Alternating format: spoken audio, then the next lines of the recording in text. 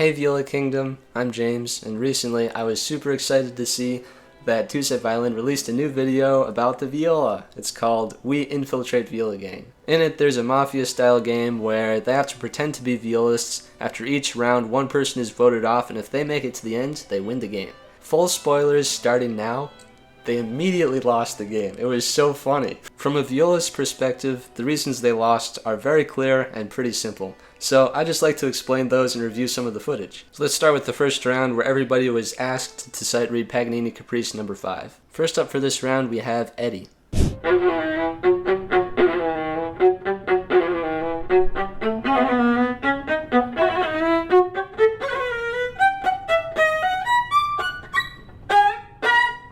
He did a pretty good job sight reading this piece, but I think the reason he got a vote was because he wasn't really getting deep into the string. If you listen to the beginning of the excerpt, when he has the staccato notes, he's extremely picky on the C string.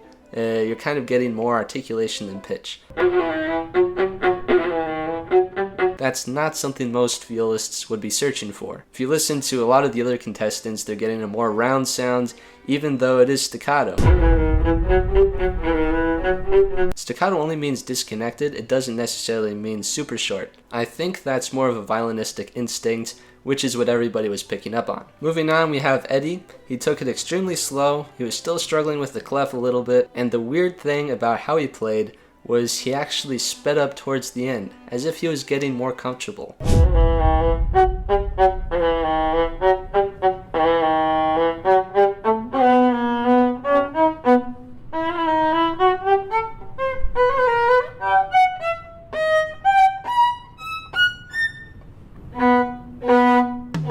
At first this makes no sense, but if you think about it, he's probably played this piece at least a few times before, even if he hasn't really studied it or performed it, just because it's part of the violin repertoire. My theory is that at the beginning he was just trying to read everything and struggling because it's an unfamiliar clef, unfamiliar instrument. Towards the end his muscle memory took over, even though his fingers weren't going in the right places. It seemed like his left hand was more confident. That's something that would make me suspicious if I was sitting there as a violist. The other thing is you can definitely hear the difference in the sound he's creating. I think that was due in part to the instrument he was using. It seems to be a little bit smaller and it probably is also cheaper. Violists care a ton about sound. That's why a lot of us do take on these massive instruments that we can't actually hold. Because in our minds, struggling to play an instrument is completely outweighed by having the sounds that we love. It also doesn't help that the girl that went right after him had a very deep, resonant sounding viola.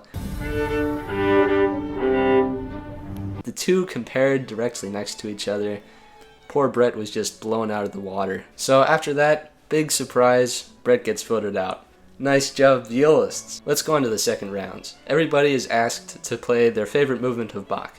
Right away when I was watching this video, I expected that Eddie was going to pick Bach G Major Prelude. For two reasons. One, it's famous, you would already kind of know it, and that would make it easier to learn.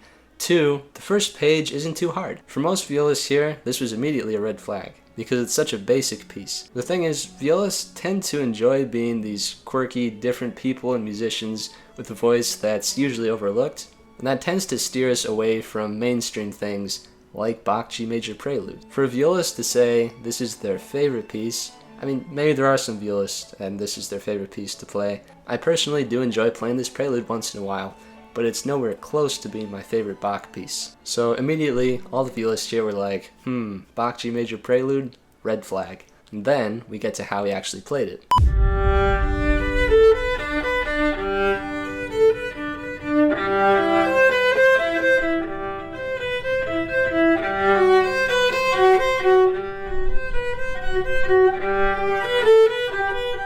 So he uses this interesting phrasing choice where he does loud measure, soft measure, loud measure, soft measure, over and over again. I've never heard a violist do that. I'm sure some people have, and maybe some people have done it convincingly, but it's definitely not typical. And then we get to how he's using his bow. It's the same thing that I was talking about with the first round, where he's never really getting deep into the string, he's kind of skating over it. Even how he plays the open G's at the beginning, trying to create resonance, he uses a lot of bow, not a lot of weight. violists love arm weight. We love getting deep into the string, even if it means making a few weird sounding crunches once in a while. We also do get to hear a tiny bit of his vibrato, which is a little weird because he only uses it once. But when he does use it, it's extremely narrow and very brief. Usually violists will have a bigger vibrato. So yeah, no one was surprised when he got voted off as well. The thing that's funny to me is I think they were fully aware of these issues before the competition. Maybe I chose a Bach piece that violists wouldn't play. I also feel like it could have been heavier. It just needs to sound like it's... Right, like that chunky sound. Yeah, like... And maybe they just underestimated the violists, or maybe they were too lazy to think of a way to get around them. But yeah, I think they were generally in the right direction with figuring out the reason that they got voted out so quickly. In the last round, everyone ended up voting for violist number 1. That's probably because he had a narrower vibrato and he was playing Hofmeister Concerto, which is definitely nowhere near as difficult as Bartok or Walton.